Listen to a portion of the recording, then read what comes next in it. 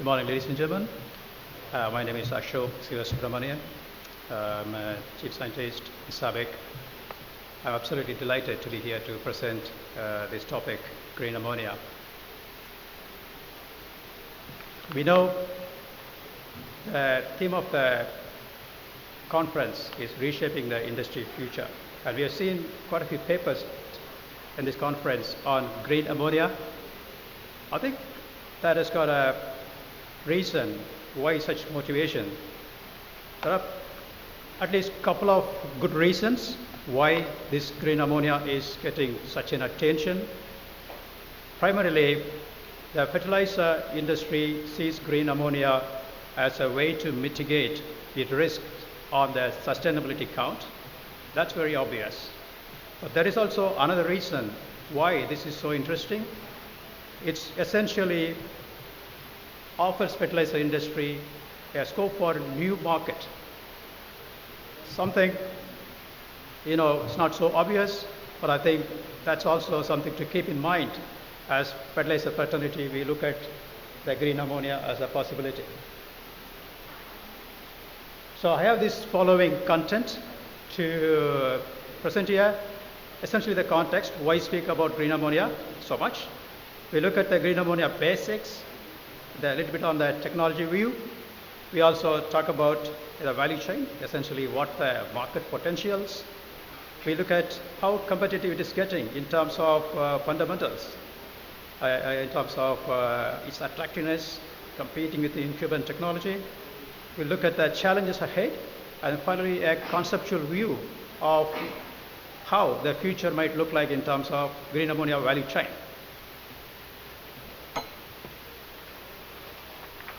I insist that we cannot solve our problems with the same thinking we used when we created them. Isn't it so true when it comes to the climate challenge we face today? Scientists tell us that humanity is facing an existential crisis. They also tell us to act pretty quick. To put it in context, they tell us we probably have about 10 years to do some dramatic things. So just to kind of emphasize that point, the World Economic Forum in Davos, they concluded that the top risks to the world economy is by climate. So everything is pointing to a considerable disruption, which is just around the corners. It's just not, we are not seeing it enough, but it might be coming at a pace which might be a surprise for us fairly in a short period of time. So the last 100 years or so, we found this wonder material called carbon. Essentially, the coke, petroleum, oil and gas made our life reaching greater height. We were, in terms of our food, transportation, and several materials we use today, they are intricately linked to carbon. We got so obsessed with the material, unfortunately and quite unwittingly, we got into another trouble. Essentially, we let way too much carbon dioxide into the atmosphere, causing global warming. As a result, the Earth's temperature is about a degree more than what it was before the industrial era, and the Arctic ice is disappearing pretty fast, and we have the sea level rising. Just to give you a reference, we probably have 3 inches rise in the last 25 years, which is pretty remarkable. So we need to deal with this. The world is looking at, and it's facing all kind of issues, everything listed here. The recent Australian fire is it's still fresh in our memory. So the action we need to do is pretty clear. We need to curb this carbon dioxide. Everybody is aligned on this. So from a point of treating this matter as urgent, now it's being talked as climate emergency, and we need action right now. I think this has been the focus. As a result, the climate and sustainability take top spot in our agenda in the business we do, as well as in the governments. It's also heartening to know that there are several transitioning in terms of decarbonizing our way of life is already taking shape. So the driver for the green ammonia is essentially the climate change. So what's in stock for us? So in terms of the peak, everything is coming together. The governments have set legally binding goals. They have a plan as to at what rate they will cut their carbon emission and what will be their target in year X and Y. And many have very ambitious target, and others have pledges. They want to achieve a certain target. Considering the politics of it, this is quite an accomplishment. There are frameworks in terms of carbon trading, and particularly EU is taking a great leadership on this one. So we got emission trading. We also talk about the potential border tax at the European border to make a level playing field for people who work on carbon and who work a bit slower on carbon. So these are going to be a considerable impact to our business. The financing and insurance, they see carbon as the fossil fuel as a risk. So our borrowing is going to be more expensive if you are going to be based on fossil, and also some won't even lend. I mean, EIB, for instance, European Investment Bank, which is they have discussed more than 1.2 trillion over the years. They are not going to lend anymore for any fossil-based projects. And industries are facing tougher sustainability targets. So it's only increasing day by day, and the pressure of penalization is quite high on the industry. And if they did well, obviously it's a goodwill and brand image. And more importantly, this is at the grassroots level, the consumer awareness, and also the public protestation. In some cases, we know all this Extinction Rebellion, all this kind of protest in recent times, though this is kind of coming from grassroots up, and it is coming from the government down. So it's pretty clear the years ahead, we all will be impacted as with any other industry. Fertilizer won't be an exception as well. So what are the challenges fertilizer industry faces? So we still have to be feeding the world. So we have 7.7 billion mouths to feed, and the population is only going to go higher before it would settle down. So that is still with us. That obligation is really on our shoulder. That's a good thing. But we have been notoriously a big polluter. So we emit way too much carbon dioxide. So we are responsible for 1.5% of greenhouse gas emission in the world. Why so? The ammonia, which is a base raw material for all the fertilizers we make, has got a carbon footprint of anywhere between 1.6 to 2 tons per ton of ammonia we make. As a result, the fertilizer we will make carries a higher carbon footprint. And this is the risk the fertilizer industry faces. We could be penalized, and we need to address this particular issue. So what option we have? Obviously, we need to be feeding the world, but we can only opt to sustain this in an environmentally friendly way. So the solution in front of us could be any one of these. Probably perhaps not one. You may have to have multiple of this. So you can do process efficiency improvements. We routinely do in the plants, but it only takes us so far. We can replace the drive power and the process heat by electricity sourced from green sources. We can capture carbon and store it underground. We can also opt green ammonia. So we got to choose them. Each one will have a different context, different impact. So we need to choose which is kind of appropriate for us. This particular conference, the presentation, I will be focusing on green ammonia. What is green ammonia? In a conventional route, we are sourcing our hydrogen from the hydrocarbon, and we take nitrogen from air, and we fuse them together to make ammonia. In the process, we make obviously a lot of carbon dioxide. This carbon dioxide is of course captured in the form of urea, but on application in the field, the urea is back in the atmosphere, creating the global impact, the climate impact yet. So in a green route, we basically have the green energy, the renewable energies, solar, wind, and other options, and we use the energy to split water, essentially electrolysis, and then we get the nitrogen from air and fuse it together to make ammonia.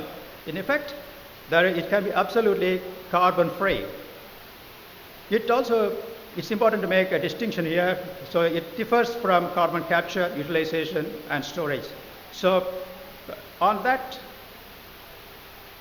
if you take the block and then expand it further, today we get the gas from the natural gas pipeline, and we have all this process block in terms of syngas generation, and then we got the famous Haber-Bosch ammonia synthesis with other supporting blocks.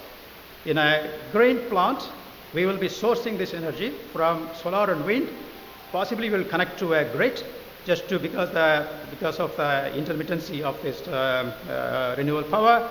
And we'll have electrolysis, and the other blocks are pretty similar to a conventional plant.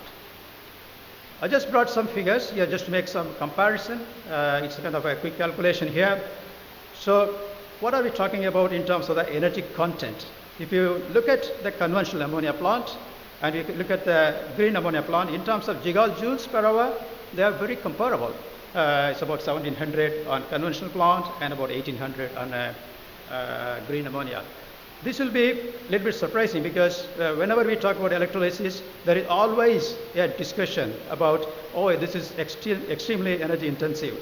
But I think it's very comparable compared to the modern conventional plants. However, the type of energy we use is different. We have the electric energy, which creates a different set of issues. Potentially, if you got to route this energy through the existing electric system, that could be a considerable load. I mean, if you're talking about 0.5 gigawatts of power for about 1,200 metric tons, think about a modern plant. We are talking about gigawatts of power to be routed to the plant. If you got to take it through the existing grid, that is something to be kept in mind. The other thing I want you to really focus on is the byproduct in terms of oxygen and the heat. So we also have this material, oxygen and heat, which could bring additional value to a green project if you are considering. So that is something to keep in mind. Now, how far the technologies are matured? Basically, if you take the technology blocks, we can say the green energy supply, electrolyzer, and ammonia synthesis, and the balance systems.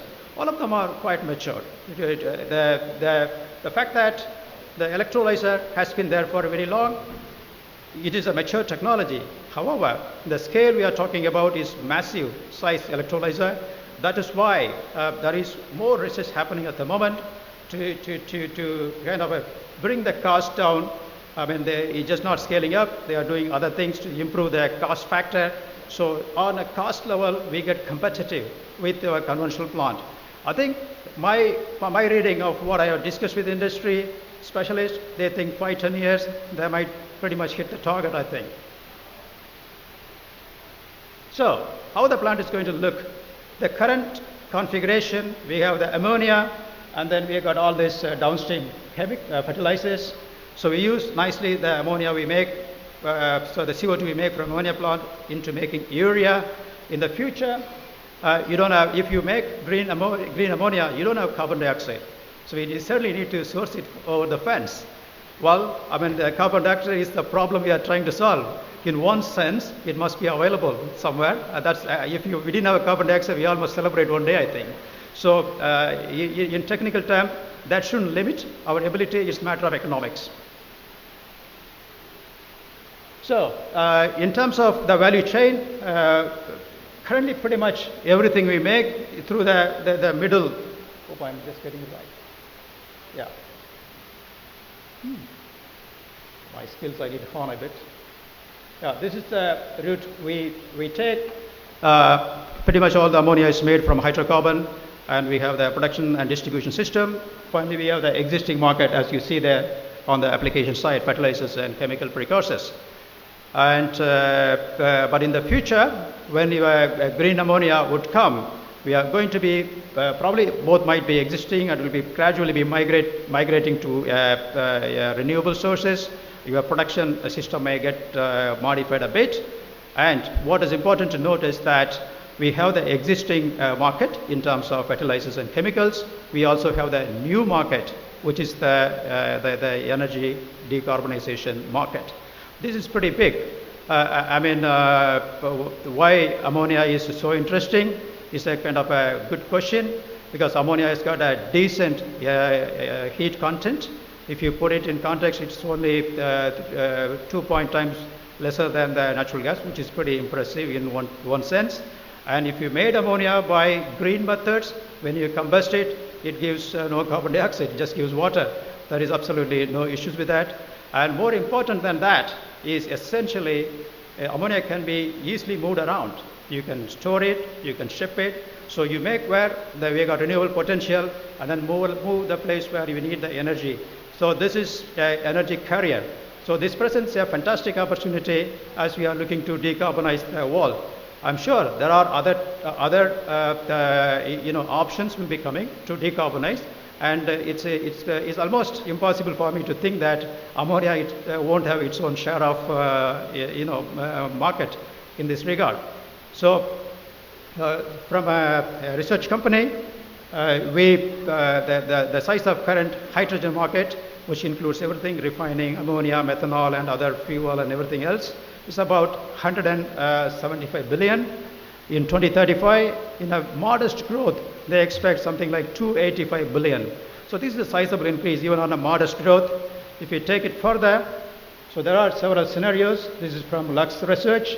So I think for me the scenario 2 is quite interesting, where they assume that hydrogen is used in the heating purpose only, and that gives you the scenario 2 situation.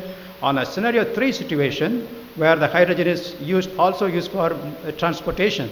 The previous presenters talked about IMO situations. It's coming in the ships for any bulk transport equipment. Probably ammonia is better suited than anything else. So it's hard for me to believe that we'll be sticking to just the scenario 2. You probably are going to be much better than scenario 2. So there is a tremendous potential in terms of market and for the energy market for ammonia. Now, how are the fundamentals placed? Are we getting competitive with the conventional technology? Because in the end, the industries do like it when they are economically interesting. I think this is kind of the scenario with respect to green ammonia is no different to conventional ammonia in terms of the cost behavior. It's very much linked to the energy cost. That means the feedstock electricity, what price you get, that matters a lot. So if we look at the wind and solar, the price pattern, there is a spread. Obviously, there are some places, the very nature of it, the price of the renewables will be high. Where there is a good potential, the price will be a lot cheaper. So the average of 2018 is about 4.5 cents per kilowatt hour around for both sources.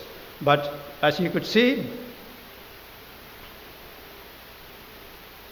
there are some bright spots here. Where you see the lower dip, these ones are already in a very attractive zone. So there are regions in the world we got a fantastic price. There it might even be quite attractive even today, I think. So I've given some figures in Saudi Arabia, a couple of projects, which is solar, 2.34 in Sakaka, and Dumat. I think that's a wind, which was even less than 2. And I know for the fact there are other tenders which have been lesser than 2 cents a kilowatt. So there is a very compelling reasons in terms of feedstock price that we might get pretty competitive on OPEX level. So this is the curve I just brought. There are obviously on the y-axis you have the natural gas price in a conventional plant. At what price you would pay for the gas. On the x-axis you got the renewable electricity price in terms of US cents per kilowatt hour. And the blue one without any carbon support, the other ones with some carbon support. I took 25, 50 and 75 as a kind of arbitrary basis. I hear from the direction Europe is heading, probably we are looking at much bigger carbon numbers. I think people are talking about 80 and 100 dollars per ton. If that is the case, we looked at a $5 US dollar as a basis. Then we have a situation where the electricity price has to be 1.3 cents or below to be at parity on the feedstock level. With some carbon support, it can go up to 2.5. But if you looked at $10 as like a prices, there are regions where we got higher natural gas prices, then it gets much better. We are talking about probably 2.75 without any carbon support. And if we get closer with the 75 US dollar, per ton, we are getting to 4 cents per megawatt hour. That will basically allow to have a widening of the regions where this green ammonia would get attractive. So I think that is an important point, because the main issue here is essentially the first mover's risk. So the widespread we have these feasibilities, that's going to put in a green ammonia project in a firm footing, and people are going to feel a lot more comfortable. There is a size we can bring to the market to feel confident about, and then the rest of the system would probably be adapting to it. In terms of capex, like I said, there are a lot of research ongoing, and this is not far away. We are talking about between 5 and 10 years. I think so we must be pretty much there in a very competitive level with conventional plant. And as if the whole thing succeeds and the mass production and industrial learning is coming to aid, we probably might be getting a better situation. We might even be more competitive than the conventional plant even. But the challenge here is more with market. This is as much as we think it is moving in the right direction, there is always a political subject. This is not, the carbon taxes and some green incentives are must, at least to have the initial kind of a progress achieved. Also, the other things which is kind of a little bit not so clear or fluid at this stage is more from the competing technologies. Okay, we are looking at the transportation sector to be decarbonized. Which way we go? Do we really go with the batteries, or we go with the hydrogen? We know both happening. I mean, there are fantastic cars coming from various peoples with batteries. We also have the hydrogen charging stations, being implemented. So probably both are going to take place. And then all the bulk carriers we talked about earlier on. And we also have others, we have the natural gas. We kind of, get the hydrogen, and do we capture it, or we make, electrolysis option. So this is going to be a trend to be watched. I mean, this will set how far and what pace the green ammonia in this way will progress forward. So the challenges. So again, this is essentially down to the policy framework. So we need some kind of a mechanism to really get this on its feet and moving forward, and which will be a great thing, because it will improve the sustainability aspect of what we talk about. And the other things are a bit more technical in nature. Particularly, I talked about the existing electrical infrastructure issues, and also it's the fact that when you are talking about green power, we need huge land area. So this could be sometime an issue if you are trying to go into the industrial area and try to fit in another wind farm or solar farm. You may not have that much luxury of space. I think this is another issue. So necessarily you may have to wheel the power. So what do we do? I think so there is something of infrastructure. I think and I think industry and government should work together to get them in place. I think if these are kind of overcome, which probably I think we will. Because we obviously want to be responsible producers. We want to move in the right direction. So this will be probably a kind of a concerted forum like this, AFA and others will take it together and then make that impetus happening, I think. So I don't have a conclusion slide, but I basically feel very positive about the future of green ammonia as a way to mitigate our risk, as well as an opportunity in the energy market. Yeah, so this is a kind of my dream view of how the future should look like. We have a infrastructure in terms of electrical system. We also have a kind of a hydrogen infrastructure. If you think about it, and then the various source of, with completely green and brown and all type of sources feeding into this electrical and hydrogen system. And we as ammonia producer, we tap into those hydrogen. So our refiners, so there is infrastructure which is kind of supported by the state and the developer, and we have the users and kind of enterprising companies like us. We take we improve the value and then take it to energy and fertilizer and chemical markets to make, do the business exactly the same way we are doing, probably much more than what we are doing today. So, just to conclude, I want to just remind ourselves to kind of reinvent ourselves and to be in a very sustainable way. Margaret Thatcher said, no generation has a free hold on this earth. What we have, what we got, we need to give it back to our generation. I think that's a very responsible statement. We are allowed to really, I'm sure we will really kind of totally understand that. We will probably take our steps in that direction. Thank you so much. Thank you, Ashok, for an excellent presentation. I think we have 5 minutes for questions and answers. If you have a question, we have a gentleman on the second row, please. If you pass the microphone to him. So, good morning. Thank you very much for your presentation. I see a lot of good things in this. And one of my questions is the CO2 you take from CCU. Is this the way you see the green urea to proceed? Because I see a lot of problems to connect green fertilizer plants close to a refinery, because they will be in different places. So how do you get the green urea, you can say? I think that's an excellent question. I think this is the issue, because by and large our dominant nutrient is coming in the form of urea.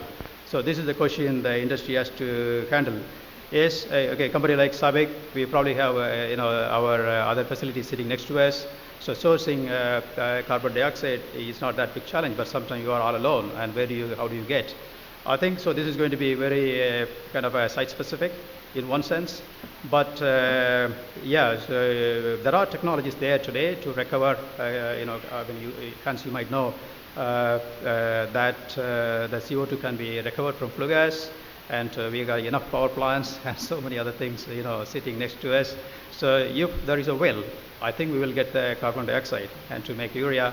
But in the long run, I think we are going to look at looking at our product portfolio as well.